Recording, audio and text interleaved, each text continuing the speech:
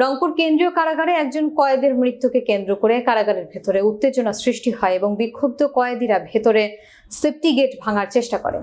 বিস্তারিত থাকছে রফিকুল ইসলাম সাবুলের প্রতিবেদনে। ক্যামেরায় ছিলেন জিয়ারুল ইসলাম জিয়া। শুক্রবার সকাল 8:15টার পর কারাগারের ভেতরের গাছ থেকে আমড়া পেড়ে খাওয়ায় ঘটনাকে কেন্দ্র করে দুজন কয়েদির মধ্যে ঝগড়া বাঁধে।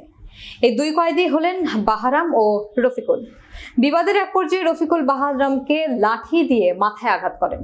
এই ঘটনাকে কেন্দ্র করে উত্তেজনা সৃষ্টি হলে কারারক্ষীরা ফাঁকা গুলি ছুড়তে থাকেন।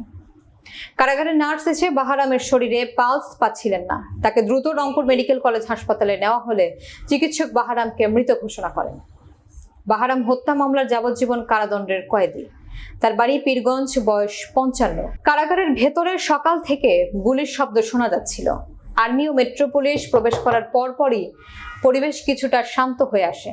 বেলা 12টার দিকে বিভাগীয় কমিশনার, জেলা প্রশাসক ও পুলিশ সুপার সহ ঊর্ধ্বতন কর্মকর্তারা ভেতরে গেলে উত্তেজিত কয়েদিরা ঘটনার সুষ্ঠু বিচার দাবি করলে জেলা প্রশাসক আশ্বাস প্রদান করেন এবং 3 সদস্যের তদন্ত কমিটি গঠন করেন। ময়নাতদন্ত রিপোর্ট না আসা পর্যন্ত বাহারামের কি কারণে মৃত্যু হয়েছে তা বলতে পারবেন না বলে জানানো হয়।